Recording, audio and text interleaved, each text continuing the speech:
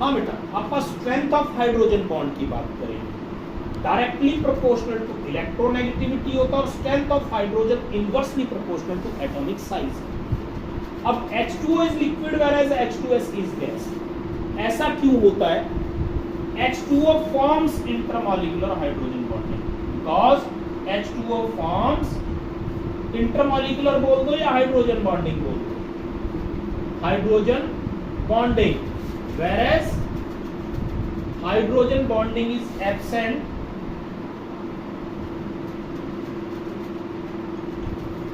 इन H2S। अब क्वेश्चन फिर राइज हो गया कि हाइड्रोजन बॉन्डिंग में ऐसा क्या हुआ कि जो वाटर वेपर होना चाहिए था वो लिक्विड बन गया। इसका कारण मैंने अभी थोड़ी देर पहले आपको बताया था, इसी क्लास में बताया। मैंने ये बताया था कि हाइड्रोजन जो बॉन्ड बनता है, देखिए ये weak electrostatic force of attraction से, ये देखिए ऑक्सीजन H पॉजिटिव पॉजिटिव और each water molecules 4 hydrogen bond बनाता है। इस बॉन्डिंग की वजह से एनर्जी रिलीज होती है और जब एनर्जी रिलीज होगी तो जो चीज वेपर में होनी चाहिए थी, वेपर से एनर्जी रिलीज होती है तो वो लिक्विड बन जाता है। जैसे आप ग्लास पानी का भरते हो, बर्फ का आप ग्लास भरते हो या बर्फीले पानी का आप भरते हो जो आइस कोल्ड वाटर है। आजकल के मौसम में ह्यूमिडिटी ज्यादा है तो ग्लास के चारों तरफ वाटर वेपर्स कंडेंस होकर के आ जाते हैं। ऐसा नहीं है कि उस ग्लास के अंदर छेद थे, जो ये एयर के अंदर वाटर वेपर्स है जैसे इसके साथ आएंगे वो ठंडे होंगे, यानी एनर्जी उनकी रिलीज होगी और वो वेपर से लिक्विड स्टेट में आ जाते हैं। सिमिलर बात यहाँ है, हाइड्रोजन बॉन्डिंग की वजह से एनर्जी रिलीज हुई थी। अगर वाटर में हाइड्रोजन बॉन्डिंग ना होती तो वाटर कभी भी लिक्विड में नहीं होता, हमेशा ये वेपर स्टेट में होता है, गैसियस स्टेट में होता है। ये चीज आपने ध्यान रखनी। तो इस हाइड्रोजन बॉन्डिंग की वजह से ही लिक्विड है। तो आपको ये दिखाने की जरूरत नहीं, आपको एक लाइन में आंसर देना है, H2O forms hydrogen bonding whereas hydrogen bonding is absent in H2S। पता चल गया? अब हाइड्रोजन बॉन्डिंग की वजह से मेल्टिंग और बॉइलिंग पॉइंट भी ज्यादा होता है।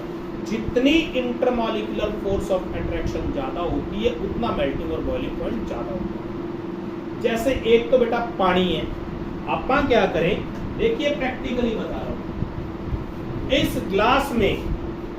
ग्लास में वाटर है, तसल्ली नहीं होती तो गिरा के दिखा देता हूं,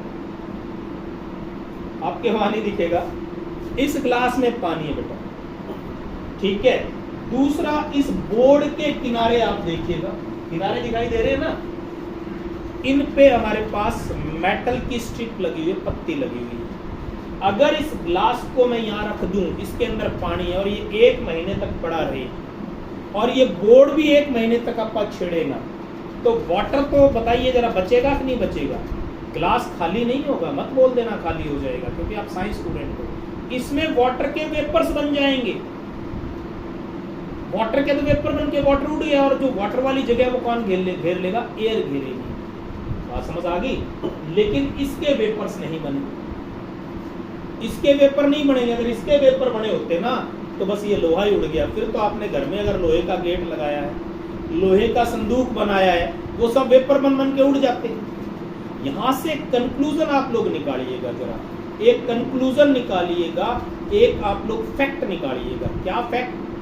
कि जो सॉलिड होता है उसकी इंटरमॉलिक्यूलर फोर्स ऑफ अट्रैक्शन ज्यादा होती है, ठीक है, लिक्विड की कम होती है। इसमें जो फोर्स ऑफ अट्रैक्शन की, जो आकर्षण बल था हिंदी में कहे तो, वो ज्यादा था इसके मुकाबले में, पानी के मुकाबले। अब पानी के वेपर क्यों बने? पानी को हमारे इन्वायरमेंट से एनर्जी मिली, वो एनर्जी लेके वेपर बना। यानी पानी को जब एनर्जी मिली तो वेपर बना और वेपर में से एनर्जी निकालेंगे तो क्या हो जाएगा? वाटर बन जाएगा। यही बात मैं बताने जा रहा था, प्रैक्टिकली सोचना है। यहाँ जो वेपर था इसमें से एनर्जी निकली तो वाटर मिला, वाटर में से अगर आप फ्रिज में डाल के एनर्जी निकाल लोगे तो वो आइस में कन्वर्ट हो जाएगा। तो आपको ये पता होना चाहिए कि जो इंटरमॉलिक्यूलर फोर्स ऑफ अट्रैक्शन ज्यादा होगी ना तो लेस रैंडम स्टेट होगी। लेस रैंडम स्टेट का मतलब क्या है? कि रैंडमनेस कम होगी, घूमने वाला कम होगा, यानी ज्यादा कंडेंस्ड होगी। कंडेंस्ड का मतलब वेपर के मुकाबले में लिक्विड जो होता है वो ज्यादा कंडेंस होता है, वेपर में से एनर्जी निकलेगी, लिक्विड बनेगा, लिक्विड में से अगर एनर्जी निकल गई तो सॉलिड बनेगा। इस चीज को आपने ध्यान रखना है। बात समझ आ गई? तो जितनी अब एक चीज और मैं बताने जा रहा हूँ, अब पानी का बॉइलिंग पॉइंट ज्यादा है या इस मेटल का ज्यादा है बताइए। वाटर का बॉइलिंग पॉइंट कम है, इस मेटल का ज्यादा है। कहां से पता चला? इंटरमॉलिक्यूलर फोर्स ऑफ अट्रैक्शन से। रट्टा नहीं लगाना है, आपको फैक्ट समझने हैं। तो इंटरमॉलिक्यूलर फोर्स ऑफ अट्रैक्शन किसकी ज्यादा होती है? इस मेटल की है। अगर ये लोहा होगा तो 2-3 हजार केल्विन पे जाके ये पिघलेगा, तब तक पानी तो मिलेगा ही। इसका मतलब जिसकी इंटरमॉलिक्यूलर फोर्स ऑफ अट्रैक्शन ज्यादा हो। अब देखिए जरा, पानी तो 100 डिग्री सेंटीग्रेड पे बेटा इसके वेपर्स बनने शुरू हो जाएंगे, इसका बॉइलिंग पॉइंट हो जाएगा। वेपर तो पहले ही बनते हैं, इसका बॉइलिंग पॉइंट 100 डिग्री है। लेकिन सरसों का जो तेल है उसका बॉइलिंग पॉइंट 400-500-600 डिग्री सेंटीग्रेड होगा।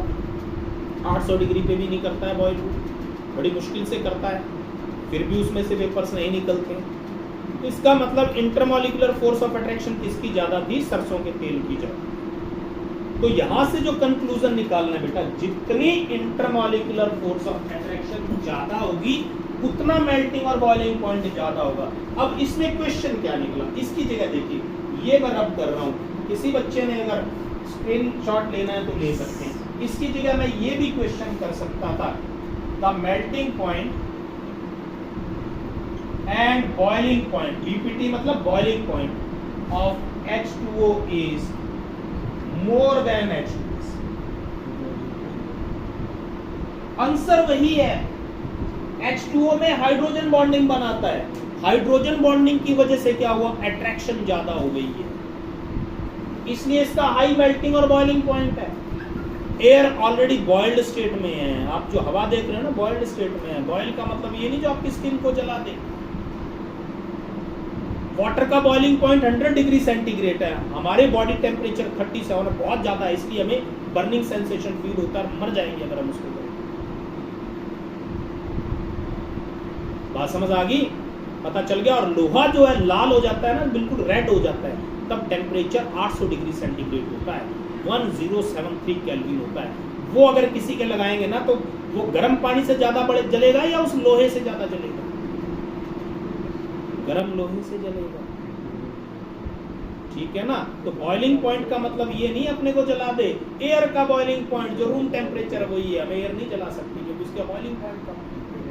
तो ये क्वेश्चन आपको समझ आ गया, जो melting point of H2O is more than H2S, melting point और बॉइलिंग पॉइंट, क्योंकि वाटर में क्या होती है बच्चों?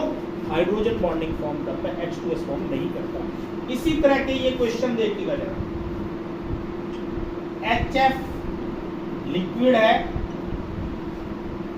HCl गैस है रूम टेम्परेचर, ठीक है। HF का high melting point and boiling point है एज कंपेयर टू HCl। मैंने HCl के साथ ही क्यों कंपेयर किया? एज कंपेयर टू HCl, मैंने HCl के साथ ही क्यों कंपेयर किया? क्योंकि फ्लोरीन, क्लोरीन, ब्रोमीन, आयोडीन और एस्टेटाइन ये मेटल्स होते हैं इसमें। इसको याद करने का तरीका है फसल भर आई, एक राजस्थानी वर्ड है अट है, मतलब यहाँ पर फसल भर आई अट है, ठीक है। तो बेटा अब क्लोरीन जो है इसमें हाइड्रोजन बॉन्डिंग नहीं होती है, रीजन वही है। HF हो गया, H2 हो गया, ये क्या बनाते हैं? हाइड्रोजन बॉन्ड बनाते हैं।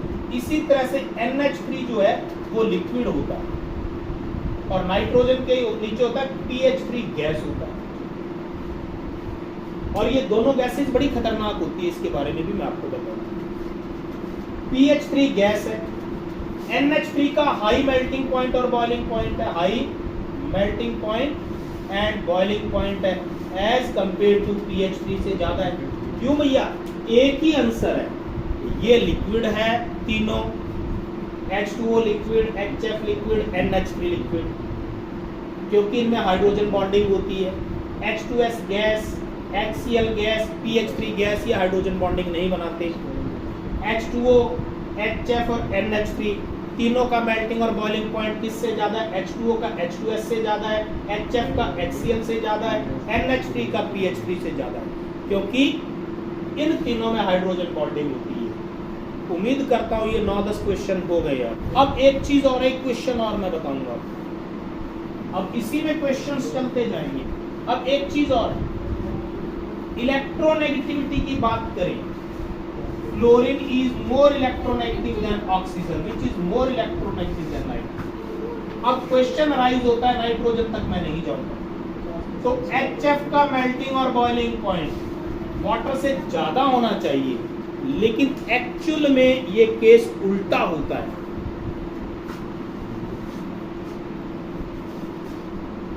तो बेटा एक्चुअल में मेल्टिंग और बॉइलिंग पॉइंट HF का लोअर देन HF होता है। ऊपर वाला क्या था, इलेक्ट्रोनेगेटिविटी। ये मैंने क्या बोला, ये मैं इलेक्ट्रोनेगेटिविटी को कंपेयर किया कि हमारे पास फ्लोरीन की इलेक्ट्रोनेगेटिविटी क्या है, ज्यादा ऑक्सीजन से, और मैंने ये बताया था कि हाइड्रोजन बॉन्ड की स्ट्रेंथ किस पे डिपेंड करती है, इलेक्ट्रोनेगेटिविटी पे डिपेंड करती है। यहां तो काम उल्टा हो गया, फ्लोरीन की इलेक्ट्रोनेगेटिविटी ज्यादा होती है तो मेल्टिंग और बॉइलिंग पॉइंट तो HF का ज्यादा होना चाहिए वाटर के मुकाबले में, लेकिन ऐसा नहीं होता है। ये किसको कंपेयर कर रहे हैं, melting point and boiling point, ये दोनों इसका रीजन क्या है। अब भी मैं आपको एक एग्जांपल बताऊंगा। बेटा पहलवानों के बीच में झगड़ा हो गया, दो पहलवान तो इतने मजबूत है, दो पार्टी हैं, वो क्या करते हैं 150 केजी वेट ऐसे उठा सकते हैं। कितना उठा सकते हैं, 150 केजी। तो बच्चों हम बात कर रहे थे कि HF का मेल्टिंग और बॉइलिंग पॉइंट H2O से क्या होता है, कम होता है। रीजन क्या है इसका, each water molecule forms 4 hydrogen bond. हर एक जो वाटर मॉलिक्यूल है वो कितने हाइड्रोजन बॉन्ड बनाएगा। हाँ बिटिया ने ज्वाइन कर लिया। देखिए इसका रीजन क्या है, ईच वाटर मॉलिक्यूल, देखिए जरा इस पे थोड़ा सा नेगेटिव, इस पे स्लाइटली पॉजिटिव, इस पे slightly positive. Each water molecule कितने हाइड्रोजन बॉन्ड बनाता है बेटा, it forms 4 hydrogen bond. Each water molecule 4 hydrogen bond, मतलब 4 मॉलिक्यूल्स का एसोसिएट है। लेकिन HF क्या करता है, HF में कितना हाइड्रोजन बॉन्ड होता है बेटा, each HF forms only 2 hydrogen bond. बात समझ आ गई, इधर भी HF लगे हुए। तो वाटर के केस में ईच मॉलिक्यूल 4 हाइड्रोजन बॉन्डिंग बनाता है, 4 हाइड्रोजन बॉन्ड्स बनाता है। और ये कितना बनाएगा, इसमें हाइड्रोजन बॉन्डिंग किसमें होगी, 4 वाटर मॉलिक्यूल्स में। और HF क्या बनाएगा, 2 हाइड्रोजन बॉन्डिंग बनाता है ईच। अब इसको ऐसे कंपेयर करके देखिएगा, पहलवानों का झगड़ा हुआ, पहलवान बड़े ठंडे दिमाग के होते हैं, वैसे झगड़ा नहीं करते मारधाड़ में। झगड़ा क्या था, वो बोले भी वहां 100 क्विंटल सरिया पड़ा है, उसको पहले कौन उठा के लाएगा। 2 पहलवान ऐसे थे जो हर बार 1.5 क्विंटल सरिया लेके आ सकते, चलने की स्पीड एक जैसी सबकी। लेकिन जो 4 पहलवान थे वो बोले हम 1.5 क्विंटल नहीं उठा सकते, हम 4 हैं। वो 125 केजी, 1.5 का मतलब 1 क्विंटल 50 केजी, 150 केजी उठा रहे थे दो। तो वो दोनों एक बार में कितना वेट लेके आए, 300 केजी। लेकिन वो चारों कितना लेके आए, 500 केजी। बात समझ आ गई, यानी बॉन्ड तो वीक है लेकिन 4 हाइड्रोजन बॉन्ड बने हैं। तो 4 बॉन्ड बनने से एनर्जी, यानी ईच बॉन्ड में एनर्जी तो इनसे ज्यादा रिलीज हुई है, एक इधर एक इधर। एक ने बनाया, मान लो 100 यूनिट एनर्जी यहाँ से रिलीज हुई, 100 यूनिट यहाँ से हुई, तो HF ने टोटल एनर्जी कितनी लूज की, 200। अब यहाँ देख लीजिएगा, इसने मान लो 75 की, तो 4 हाइड्रोजन बॉन्ड बने, तो इसमें एनर्जी कितनी रिलीज हुई, 300 जूल। बात समझ आ गई, तो ज्यादा एनर्जी रिलीज हुई है, यानी ये ज्यादा कंडेंस स्टेट में है, इसलिए इसका मेल्टिंग और बॉइलिंग पॉइंट ज्यादा होता है। इन नटशेल आप क्या बोलोगे, each water molecule forms from 4 hydrogen bond whereas H contains only 2 hydrogen bond. As a result of this, the water molecule is at more lower energy state as compared to HF, and hence the melting and boiling point of water is more as compared to HF.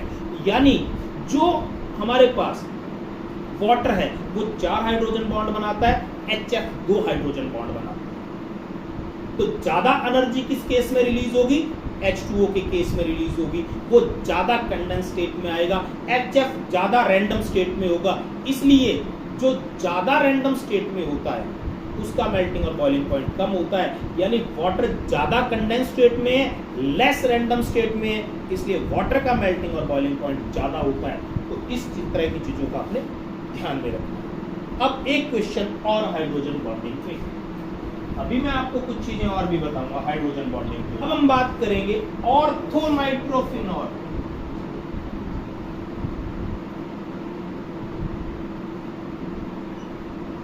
Orthonitrophenol, PHENOL, orthonitrophenol has lower melting point and boiling point as compared to paranitrophenol. Orthonitrophenol का lower होता है।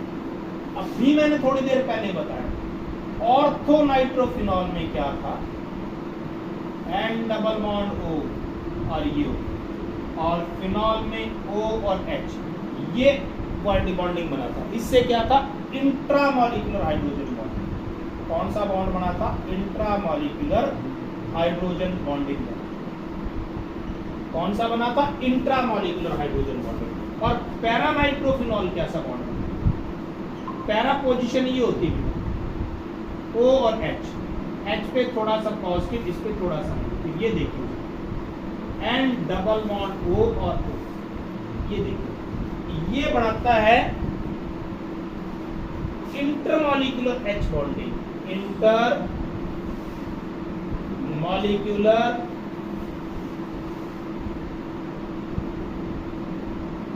Hydrogen bonding.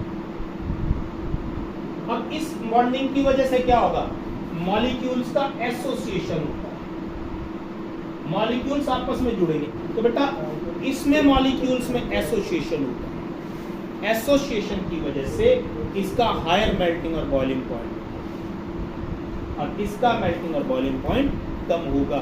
ये आपने